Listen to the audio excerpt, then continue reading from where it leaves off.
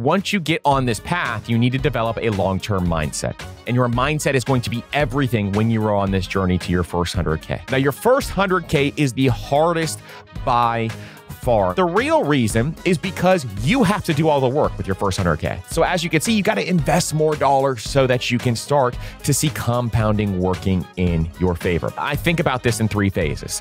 Phase 1 is what I call the grind, and the grind is 0 to 50K. Momentum is going to start to build in phase 2, where between 50,000 and 100,000, the turning point is above 100,000, because that is where you're going to start to see some of these returns helping you out and grow your wealth. Now, today, we're going to talk about one of my favorite subjects. And I love this subject so much that the very first episode of the Personal Finance Podcast was actually on this topic. And I really love talking through and helping folks get to their first 100K. Why? Because when you start to go and try to get towards your first 100K, that means you are building out your financial foundation. And this is a very important time on your financial journey as a wealth builder, because as you start to build out that financial foundation, you're going to be able to set yourself up for life. Now, your first 100K is the hardest by far. And we've done a couple of episodes on why that is. But the real reason is because you have to do all the work with your first 100K.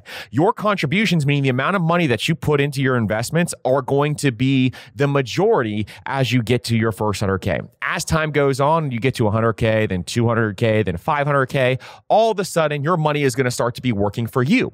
But at the beginning, you're going to have to save your way to your first 100K, because you're fighting number one, these returns. So say, for example, if you have $1,000 invested and you invest that money, that won't move the needle much, because a 10% rate of return is going to be $100. But if you have $10,000 invested, then a 10% rate of return is only going to be $1,000 per year. So as you can see, you got to invest more dollars so that you can start to see compounding working in your favor. Secondly, is a lot of people who are on their journey to their first 100K, their income might be lower. And so because your income is lower, you are going to have to work a little bit harder, and you can't get there as fast as someone who may have a higher income. We're going to talk more about that though here in a second. Third is life's pretty expensive. Newsflash, if you haven't seen it thus far, there is a high rate of inflation. Food costs are at all-time highs. Egg prices are absolutely out of control. And pretty much housing, transportation, everything else is at an all-time high. And so we want to make sure that since life is expensive, we need to still figure out a way to find that gap, which we'll talk about more. And then you have to build the habit. So building the habit, a lot of this is automation. A lot of this is having the discipline to save consistently and making sure this is automatic. Now, because of this, I think about this in 3 phases. Phase 1 is what I call the grind, and the grind is 0 to 50K. And 0 to 50K, your savings is about 95 to 90% of what you are getting out of this, and about 5 to 10% is going to be compounding. So at this stage, you are putting in the majority of the work. You're investing $500 per month at a 7% rate of return. Then your portfolio may gain a few $100s per year. And so you want to make sure that you are really trying to save your way to wealth. That's what has to happen in phase 1 during the grind, which is 0 to 50K. Now, momentum is going to start to build in phase 2. And this is the momentum building point in time where between 50,000 and 100,000, this is where your savings rate is going to be right around like 85% of what the growth of your portfolio is going to be. It's going to be in that 75 to 85% range as you start to build up wealth, and compounding is going to be closer to that 15% range as you start to do this. So on a 10% return of 50,000, that means you're adding $5,000 every single year, equivalent to an extra $400 every single month, which can be a major asset for you and help you save more, because that means you are making these contributions and you are actually moving the needle a little bit more. So that's where it could be a big phase for you. Now, the turning point is above 100,000, because that is where you're going to start to see some of these returns helping you out and grow your wealth. And seeing those returns help you out and grow your wealth after 100,000 is amazing. Now, the real big tipping point, we did an episode on this, from your first 100,000 to $1 million, is a big, big difference. And when you get to that first $1 million, all of a sudden a 10% rate of return is what? $100,000 in 1 year. So as you can see, as you start to build wealth, you are going to have this money compound so much faster. It is amazing how fast this money can compound when you get to that $1 million mark. And so all of our goals listening to this podcast podcast is we want to at least have a net worth of $1 million in our investment portfolio. And so we want to make sure that we are starting to build up assets towards that. My goal for each and every single one of you is every single person listening right now. You may already be a millionaire right now. You may be just starting your journey right now. It doesn't matter what end of the spectrum you're on. I want each and every single one of you to become millionaires. We want to create 1 million millionaires on this podcast. And so that is the goal, is for each and every single person to get there. And the only way to get there is to start with phase 1, getting to that first 50K, then starting with phase 2, trying to get to your first 100K, and then going beyond that is where we will start to unleash a lot of compounding, and you're going to see it accelerate so much faster. If you haven't heard our past episodes talking about how to get to your first 100K, those are going to be some great ones for you to also reference, because we go into a ton of this math. But in this episode, I'm going to give you 10 things you need to be doing that are going to help you propel yourself to that first 100K. If you're ready for it, let's get into it. All right. The number one thing that we need to be doing when we are on the journey to our first 100K is we want to maximize our income. Now, I've talked about this a number of different times, but when I first started in the corporate world, I was making $30,000 per year. It was an entry-level financial job. Now, this was over a decade ago now, but it was an entry-level financial job. And this was something I realized very, very quickly that I have myself an income problem. I was living paycheck to paycheck because I did not make enough money. And for some of you out there who are listening to this podcast and you're like, I don't even know how I can save a little extra, you most likely are going to have either an income or a spending problem, or maybe both. And if you have that income problem, this can be something that can be solved by doing a few different things. Number one is focusing on high income skills. Now, you may have heard us talk about this in the past, but high income skills are going to be the number one investment that you can make in yourself, because once you have a high income skill, something like coding or sales or marketing, once you have that high income skill, that stays with you forever, and it's going to help you increase your income over time for a very long period of time. And so learning how to develop some of these skills is going to be really important. Let's say, for example, that you work in a field that has additional certifications that you can get. Well, if you go out and get those additional certifications and focus on gaining some of those high income skills, you're going to make more money forever. And so that's where focusing on that is very, very important. Secondly, is asking for a raise. Now, we have a very specific system on how to ask your boss for a raise. This is not something where you're going to walk into your boss's office and say, hey, boss, I want a raise and I want it now. That's what a lot of people do. I watched people do this in the corporate world. They would have their yearly review. They would walk into their boss's office and say, hey, I'm not paid enough money. I want you to pay me more money. Their boss is caught off guard, and neither one of them have collaborated, or they have not given the proper reasons as to why they deserve that raise. Instead, what we talk about is developing a 6-month system where you start 6 months before your yearly review, and every single month you are working with your boss so that you can get that raise. That's the most important thing. If you want that system, if you go to mastermoney.co/resources, it is there. It is called How to Get a Raise. It's a free ebook for you if you want to check that out. So those are the big two I want you to think about first, is what are the high income skills that I can develop so that I can increase my income? Why? Because we need to get more dollars into investments. Why? Because we know at the beginning, the more dollars that we get into these investments, the faster we can get to our first 100K. And so that is why it is so important early on to make sure that you are increasing your income. Your income will solve a lot of financial problems for you if you increase your income. It is not all of it, because we know so many different 6-figure earners who still live paycheck to paycheck. You still have to know how to manage money. You have to set up automation systems, but this is the first step, especially if you are at the beginning of your journey and you're saying to yourself, well, I make $40,000 per year, or I make $30,000 per year, or I make $50,000 per year. I want to increase my income because I have a family. If that's you, then we are going to work on doing that. Now, we can also do something like a side hustle. And what I did is I did all three of these at the same time. So I would look at focusing on high income skills. I would ask for a raise of my boss, and I would go through the raise system. And I was focusing on building side businesses as well.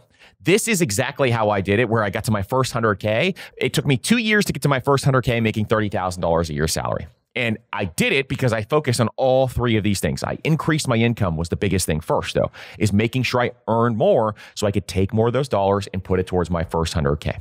And so starting a side hustle into something that could turn into a full-time job can be very, very helpful. Now, you can also turn in, if you're like big goal right now is to get to your first 100K, and that's what you're thinking about, and you just want to do gig work. You know, you want to do handy work on the side, or you want to drive for DoorDash or Uber Eats or any of these different things, and you're just trying to hit that goal as fast as you possibly can, more power to you.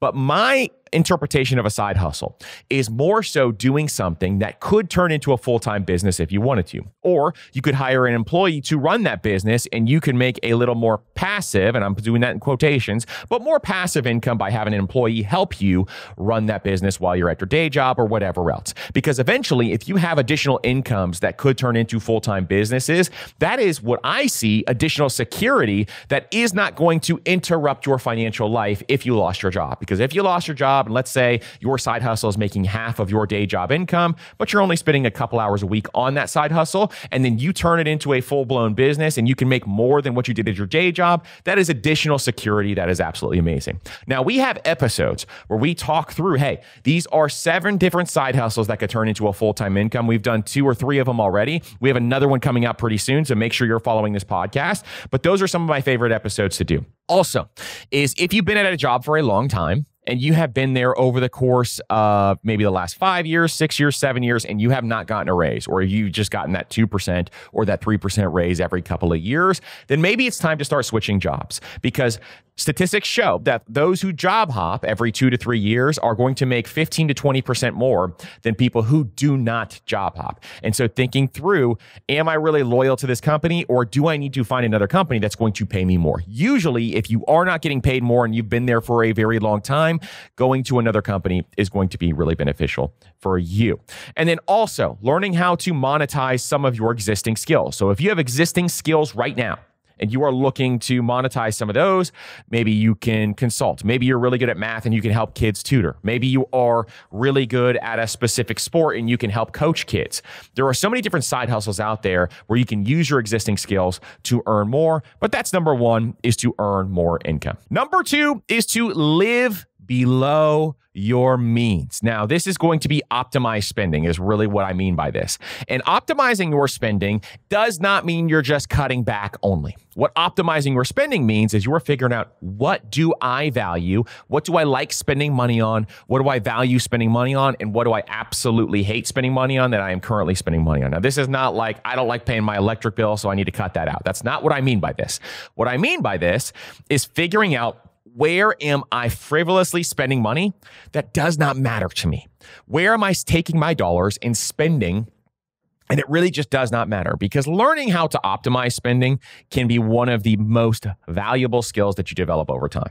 And so number 1, we want to look at and evaluate where we are spending our dollars currently. So you can look at your last 3 months bank statements, pull those up. Sometimes I will throw them into ChatGPT. I got some comments back from people saying, I'm not throwing my bank statements into ChatGPT. Okay, black out the account numbers, black out all the additional information, and just give it the data. That's all you got to do. If you're worried about anything else in there, then fine. But just black out those different things. It's a very simple process, and then you can go ahead and utilize that. So ChatGPT will go and it will, look at all your last 3 months for you and total up and create budgets for you and all different things if you wanted to utilize that. I specifically use a budgeting app. So Monarch Money is the one that I am currently using right now, and it will optimize and give me all my spending reports for me. But we just want to know and understand how much we have spent over the course of the last 3 months on certain things. If you don't want to use any of these tools, then you can use a spreadsheet. If privacy is a huge concern for you, which I get it, it's a huge concern for me too, then you can use a spreadsheet and kind of go through this manually. And so what I want you to do is look at how much you've been spending over the course of the last 3 months, and then we're going to optimize. What are some subscriptions, for example, that you have been utilizing or spending money on that you really don't need anymore? That's the quickest way to just boom, boom, boom, knock it out, because we can reduce some of these subscriptions. Now we just found some money. And when you start to cancel subscriptions, for example, you take those dollars and you put them towards your freedom. That's what I want you to do. So let's say you have Netflix, you have HBO Max, you have Hulu, you've got it all. You've got Apple TV, you've got all of this stuff, and you are not using most of these subscriptions. Well, instead, if you go and cancel 3 of them, let's say you saved $40 by canceling 3 of them, and I want you to take that extra $40, and now I want you to start automating into your investments. Because if you allow that $40 to just go back into your checking account and commingle in your checking account, what's going to happen? It is going to poof, disappear into thin air. I don't want your money disappearing in thin air. We want to be proactive with what we do with our dollars. And so as you start to reduce spending in certain areas, you take those extra dollars and automate it automatically. You're going to automate it into your investments. If you don't know how to automate your investments, we have a free investing course that is every single Tuesday. If you go to mastermoney.co/investing for beginners, it shows you how to open your account. It shows you how to automate your investments. And so definitely go and check that out. Secondly, is we want to make sure that we have our spending in check. So we want to be spending 50 to 60% on our baseline expenses. Our baseline expenses are our needs. So this is going to be housing, food, transportation, debt payments, the stuff that we need, medical care, all of that stuff is our needs, okay? So that should be in the 50 to 60% range. If it's below 50%, great. That's more power to you. That is absolutely amazing. If it is way above that range, then either we have an income problem or we have a spending problem. Okay. And so that's where we want to look at that, but we want it to be in that range. Okay. And so then we want to look at, well, hey, what do we have left here? Well, we want to be spending 20 to 30% on things that we truly value. And we also want to be spending 20% at a minimum on our future value. Okay. So 20% goes towards investments. This is going to your retirement accounts, and this is going to your emergency fund. This is also going to your brokerage accounts. So if you're investing your dollars, it is either going to your emergency fund or it is going towards some of those other investments. So that's the second thing. It's just getting your spending in check, making sure you have that available. Next is we want to make sure that we are looking at some major purchases that are coming up. We are planning for those, like your major car purchase, or if you're going to go buy a house, and think through that purchase and make sure we run total cost of ownership. Okay. So total cost of ownership is a very important metric that we talk about a lot on this podcast that allows us to figure out how we optimize our spending. So we have 2 total cost of ownership calculators. One is available. Both are available if you go to mastermoney.co/courses. One is for cars. One is for housing, but you need to go and use that spreadsheet. It's free in order to make sure that you are spending optimally on those. And so looking for ways to reduce and live below our means can be really important. You don't have to live really, really frugally. That is not what I'm talking about here. Living super frugally is not what we are looking for. We're looking to optimize our spending so we can do what we want in life. A, if you want to invest more money, which I think most of us listening to this podcast do. B, if you want to go on more vacations and spend more time with your family on vacations, which I think a lot of people listening do. C, if you want to spend more time with your hobbies, like if you love to play golf, or if you want to do more workout classes, or if you want to do more things that you actually want to be doing day in and day out. Maybe you want to take art classes. You want to be involved in different communities, but you have to pay to be in those communities. There's so many different things that you can do. If you want to be involved more in that stuff, then you have to make sure that you are optimizing your spending, because you can afford anything. You just can't afford everything, as Paula Pant always says. And so I think that's really, really important to make sure that we are thinking through that. And so when we start to look at our spending, we may say to ourselves, okay, well, I'm spending a lot of money on eating out. And I'm also spending a lot of money on just random Amazon purchase. Well, if that's you, the way to reduce your spending is to gradually reduce spending. This is going to be something where it's not going to be, hey, I'm just going to cut this all out all at once. Instead, let's use eating out as an example. I always use this example for eating out because a lot of people overspend in this category. So let's say you spend $1,000 a month eating out. Okay. That may be really high for a lot of people, but let's just use this as an example for easy math. Okay. Well, if you spend $1,000 a month eating out and you want to get it down to $400, if that's the case, let's do this over the course of 6 months. So in month 1, let's cut it back to $900. Okay. In month 2, let's cut it back to $700. Okay. In month 3, maybe your friends come to visit you and now it's back up to $850. You made a mistake. No worries whatsoever. In month 4, we're going to cut it back to $600. Okay. In month 5, we're going to cut it back to $500. And then in month 6, we're down to $400. That's how you do it, is you want to gradually do it over time, because this reduces the pain felt. Okay. Reducing that pain, reducing that friction is what we want to do with our money. So we want to gradually do this over time. Number 3 is As we start to progress through this process, we are increasing our income. We are starting to optimize our spending, which means when we optimize our spending, we're going to find money. And when we find money, we're going to put it towards wealth building activities. Very important stuff to do there. Number 3 is we're going to automate our savings.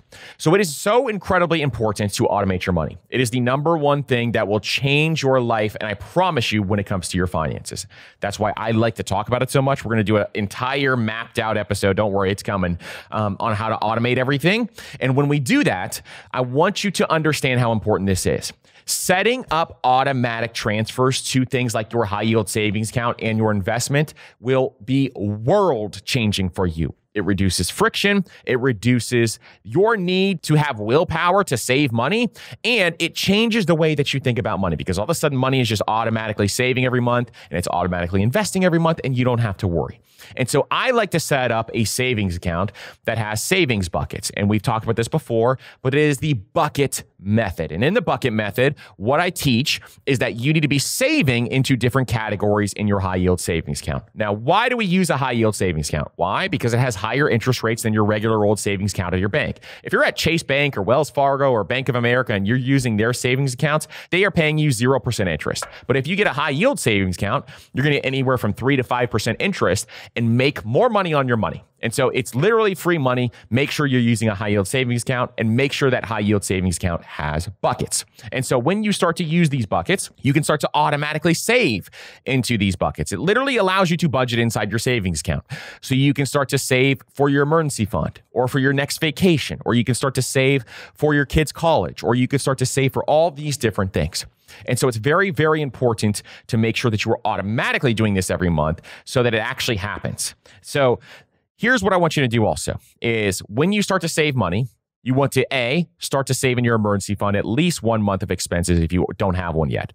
So we're going to do the 1-3-6 method for your emergency fund. So 1 month of expenses. Then once you hit 1 month, we're going to add another 2 months of expenses in there to get to 3 months. And then after you get to 3 months, we're going to add another 3 months of expenses to get to 6 months. Our goal is to get to ultimately to 6 months expenses saved in an emergency fund. That's going to protect you against life. That's going to protect you against anything that will happen to you. Because the last thing you need is for wealth building to get interrupted unnecessarily. And so your emergency fund protects you against life. Your car is going to break down. Your house is going to have some sort of issue. You're going to have some sort of medical issue throughout your life. It's not if, but when will that happen? Your emergency fund protects you against that.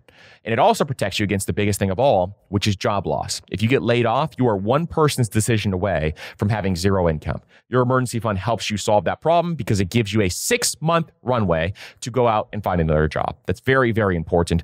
This is huge. If you have not heard our episode talking about the 1-3-6 method in detail, we have an entire episode on that. Make sure you check that out. It's called the 1-3-6 method for your emergency fund. And so savings is a non-negotiable expense, specifically for your emergency fund. That is going to be really, really important. Number 4 is to invest early and consistently. So getting to your first 100K, you've got to invest your money. You have to start investing your money to get to that first 100K. This is going to help you grow your money over time. And so opening the right accounts is very, very important. So once you have 3 months of expenses saved in your emergency fund, that's when we talk about you can start investing your dollars. And so you can start investing those dollars by opening up investment accounts. Now, we here at the Personal Finance Podcast love things like tax optimized accounts.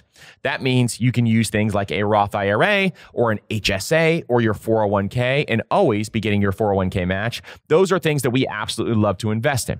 And if you start early, it is going to be so much easier for you to grow your money over time. Someone who starts in their 20s is going to have to invest half of what someone has to invest when they start in their 30s. And so it's a massive, massive difference because time is your biggest asset when it comes to investing money. And so starting early is going to be really, really important. Secondly, what do you invest in? We like to invest in low-cost index funds and ETFs. That's what I personally invest in. You could be a dividend investor if you want to. If you like individual stocks, you can look at that as well. I like low-cost index funds and ETFs because I am a passive long-term investor. Now, if you want to learn how to invest, again, we talked about this earlier in the show, but you can go to mastermoney.co/investing for beginners, and that is a free masterclass teaching you how to open your accounts, why we invest in index funds and ETFs, and it talks about automating your investments as well. So make sure you check that out.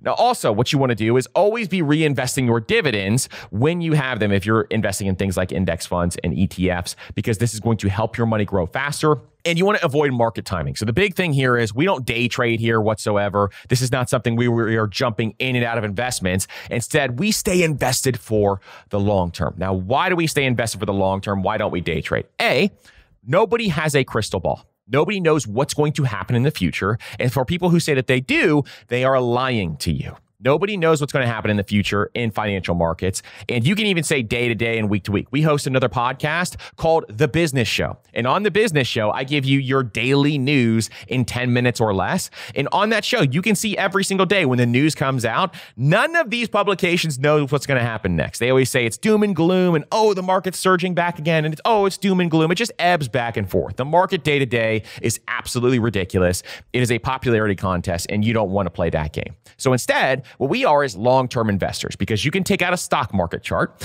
and you can look at that time horizon for the longest time horizon you can get on your phone. So take out your stock app and look at the last 20 years, okay, if you can, or go to the longest time horizon. On the Apple stock app, it says all. Just push all. And what you're going to see is that stock chart goes in one direction when it's a long term. It goes up. And so that is historically what has happened. And that's what we anticipate as long-term investors. You do not want to be market timing whatsoever. You want to stay invested for the long run. So invest early and consistently is the fourth one. So let's just recap the first four we talked about. Maximizing our income, living below our means, automating our savings, and then we want to make sure that we are investing early and consistently. Now, if you just do those four things alone, just starting off, and we'll talk about the fifth one in a second, which is also very important, but if you just do those four things alone, you can become very, very wealthy. Now, as we go through some of these other ones, I'm really excited for this because you can hit your first 100K even faster. And we'll talk about those next. All right. So number 5 is to reduce or eliminate debt. So one of the most important things that you want to be doing is after you get 1 month of emergency funds saved up, you want to look at your debt and you want to say, do I have high interest debt? What does that mean to have high interest debt? What that means is any debt with an interest rate above a 6% interest rate. We want to make sure that we are paying that down and we want to eliminate that high interest debt. So this, for a lot of people, is going to be credit card debt. If you have credit card debt right now, then we want to get rid of that as fast as we possibly can. In fact, we call that a pants on fire emergency, which hey, you made a mistake. There's nothing wrong with admitting that you are in credit card debt, and now it's time to eliminate it. So we want to make sure that we get rid of that debt as fast as we possibly can.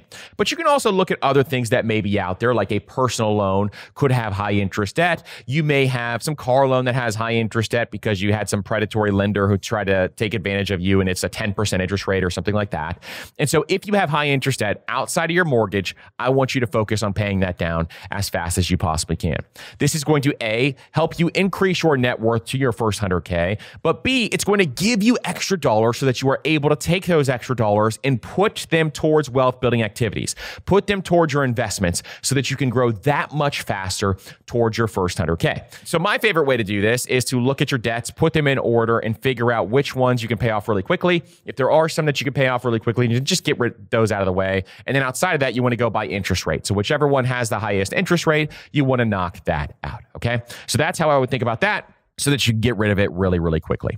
And you want to avoid unnecessary new debt. That's a big thing I think a lot of people mess up on, is you don't want to go back or deeper into debt. Instead, we want to make sure that we are creating a situation where we are being wise with our finances. In addition, if you get a tax refund or if you get windfalls, those windfalls need to go to that high interest debt. They don't need to be going towards you buying a new TV. They don't need to be going towards you doing some other things. Instead, let's take those windfalls and take the majority portion of those and put them towards high interest debt. If you got to treat yourself a little bit, fine, but I would rather you take all of it and put it towards that high interest debt. Now, if you are in debt, we have a free debt course. If you go to mastermoney.co/courses, we have a free debt course that is actually going to help you get out of debt. So if you're interested in that, make sure you check that out. Number 6 is we want to optimize our taxes. Now, this is going to be a fun one because we want to make sure that we are paying less in taxes. The last thing you want to do is pay more to Uncle Sam or pay more to the country that you reside in. And instead, we want to reduce the amount that we are spending in our taxes. So number 1 is to max out our pre-tax accounts. So this could be things like your 401k, your traditional IRA, your HSA. Those have tremendous tax benefits. So if you're investing your money, you can definitely do that. You can also take advantage of employer benefits like your FSA or your ESPP, Employee Stock Purchase Plan. So those may have some employer benefits that can help you over time.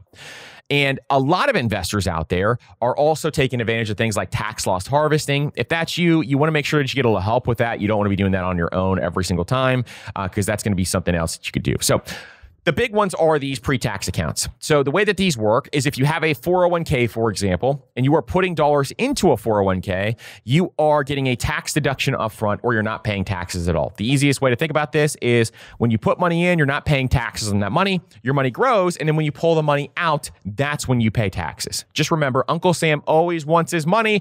And so when you pull that money out, you got to make sure that you are paying taxes. And so that's going to be the time when you pay taxes. Now, with an HSA, it's a little different. An HSA stands for Health Savings Account. And we have an entire episode coming up on this, an updated one. So I hope you guys are ready for that one. But with an HSA, what we are talking about here is this is what I call the super retirement account because money goes in tax-free. You can invest and the money will grow tax-free and you can pull the money out tax-free as long as you have a qualified medical expense. And so the HSA is a very, very powerful account. And the IRA works the same way as the 401k, but it has lower contribution limits and there's just some additional rules surrounding it. Now, we also have other retirement accounts like the Roth IRA. Now, Roth accounts are amazing because they grow tax-free and you can pull the money out tax-free. So when you contribute money into a Roth IRA, it's money that's already been taxed. You've already been taxed on it from your paycheck. And so when you contribute it, you've already had after-tax money that you're putting into the Roth. The money can grow tax-free when you invest it. And this is the amazing part because the majority of your wealth over time, especially if you're in your 20s, 30s, 40s, the majority of your wealth over time is going to be the growth. And so because it is the growth, that means a Roth IRA is truly beneficial for a lot of people. Now, the Roth IRA has income limits, meaning you can only make so much money in order to contribute to a Roth IRA. And so if you're above those income limits, what you need to do is called a backdoor Roth IRA. Now, the backdoor Roth IRA is going to help you get money into a Roth IRA. We have an entire episode on that if you want to check that one out. And then the last thing is to optimize your tax strategies to get a CPA. If you don't have a CPA already, having one in your corner is tremendously beneficial to you in the long run. I would make sure that you work with a tax professional, especially if you have a very complex situation or if you own a business. Those are very, very important reasons to work with a tax professional. All right, number 7 is going to increase your savings rate over time. So we want you to start saving 20% of your income right off the bat. If you can't do that, you can follow what we call the 1% rule, meaning starting with the max amount that you could start with and then increasing that by 1% every single month until you get to 20% of your income saved. This reduces the pain and the friction. It allows you to increase your income slowly over the course of those months and will allow you to get to that 20% number. But over time, in reality, if you want to get to your first 100K, and in reality, if you want to get to your first million, you want to make sure that you are increasing the amount that you're saving over time. So when you get bonuses, when you get raises, all of those, here's how we think about those. It's the 50-50 rule, meaning you take 50% of your bonus and put it towards your investments and increasing your savings rate. And the other 50%, you can blow that money on whatever you want unless you have debt. So you can blow it all on vacations. You can blow it all on trinkets. I don't care what you blow it on. You can blow it on whatever you want. But we want to make sure that we are taking 50% of those raises and 50% of those financial windfalls and putting them towards some amazing stuff. Now, if you're someone who is out there and you're saying, well, I just got an inheritance that was $200,000. I'm going to take $100,000 to go blow it. That's not what I mean. What I mean by this is for people who get raises, maybe you get a bonus every year and it's 10 grand. Well, take 5 grand, spend it on a vacation, take 5 grand and increase your savings rate. That's how I want you to think about this as you start to go through that process. So increasing your savings rate over time is really, really important. And then thinking through as you start to, one quick way to do it again is to cut back on some of those expenses and optimize your spending. That's going to help you get that savings rate up pretty quickly. Number 8 is to protect your money. So obviously the emergency fund we have already talked about. That is the number one fortified way to protect your money. But we also want to think about insurances, for example. And so getting renters or homeowners or car insurance, making sure those are optimized is really important. Avoiding scams and too good to be true investments are also really important to protect your money. And then making sure you are staying wise. So for example, one thing I always do is when I'm shopping online, I like to utilize credit cards because credit cards have a little bit better financial protection than debit cards do. And so for me specifically, I like to get those points and rewards and I like to use those credit cards. Now, if you have been in credit card debt in the past, that's not for you. But if you haven't and you want to optimize the way that you are protecting yourself online, utilizing credit cards is a great way to do that. Freezing your credit is another great way to do that to prevent identity theft. And so making sure that you freeze your credit is going to be really beneficial for a lot of people when they are not getting a loan, or when they're not trying to buy a car or get a loan for a house or opening a credit card. Then you can freeze your credit. And the way that you do that is you go to the 3 major credit bureaus, freeze your credit, and then you unfreeze your credit when you're not utilizing that. So this helps you not fall prey to scams online and things that can happen there. In addition, another thing that you can do is you can remove your personal information from the internet. And so one of the best things that you could do out there is if somebody gets a hold of your personal information,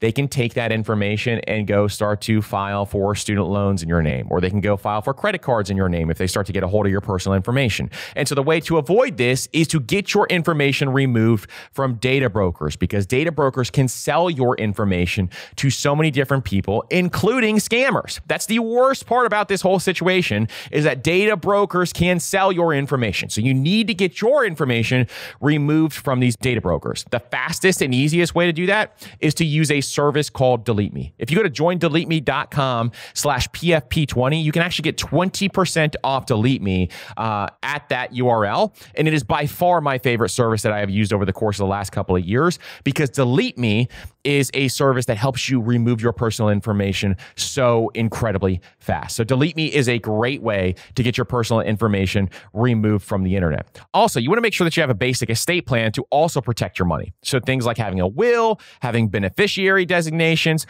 those are going to be really, really important in having those in place. I use a website called Trust and Will to do mine, and it was a great, simple way to kind of get that done. If you guys are interested in that, just let me know. Number 9 is the way to stay on track when it comes to getting to your first 100K is to build systems so that you stay on track. So automating your bill payments and tracking your payments is number 1. Making sure you just automate all of that so that you don't fall behind on bills, so that your credit score doesn't get messed up. You just want to automate all your bill payments. Secondly, is you want to make sure that you're utilizing some sort of automated budgeting system. Now, I like to utilize something that has a spending plan in place. So I use a tool called Monarch Money. There's other great ones out there, like YNAB is a great one. And there's a slew of other apps out there that you can use. I like Monarch Money. I've been using it for a long time. And what you can do is then you could do a monthly check-in on your progress. And so there are monthly things that you always want to be checking on, like your savings rate, how much you invested over the course of the last month. But you also just want to do a check on your spending. And why I like Monarch Money is it literally does the budget automatically for me. So I automate all of that system so I don't have to think about it ever. In addition, if you are someone who struggles with motivation with your money, see if you can find an accountability partner. Maybe you both are working towards your first 100K together. This is an amazing way to facilitate some of this. So here's something we're working on, and I want to kind of talk through this a little bit, is we are working on a community that is going to help you really just master your money in general. You could start from wherever you are right now. It's going to help you automate all your money. It's going to help you put together these financial systems, and it's going to help you connect with accountability partners as well. In addition, there's going to be so many more things than just that, but these are just some of the things that are going to help you build systems and stay on track, is to have some of this stuff in place. Next is to review and adjust your investment allocations annually. So these are some of the systems also that you want to have in place, is to review some of those allocations. And you want to make sure that you're tracking your net worth. Your net worth is your scorecard, and this is how we get to our first 100K. You want to make sure that you are tracking that so that you can see where your money is moving and how close you are getting to your first 100K goal. Now, lastly, this is a big one for a lot of people. On average, it can take people 7 to 8 years to get to their first 100K if you have an average salary. Now, that may sound daunting to a lot of people, but I think this is something I want you to understand, is once you get on this path, you need to develop a long-term mindset. And your mindset is going to be everything when you are on this journey to your first 100K. People who are not successful with their money, what they do is they have this short-term mindset. Maybe they try this for 3 months, and all of a sudden they quit. And the way that you develop this long-term mindset is with those automations. So automations are going to remove the friction and the willpower of you trying to remember to save your money or to invest your money. Instead, just automating it every single month will reduce that friction and willpower, and that will allow you to be consistent automatically. I don't think most of us can rely on our willpower, especially when it comes to saving money. Hey, there are so many different shiny objects out there and so many things we want to spend our dollars on that money is going to disappear some months.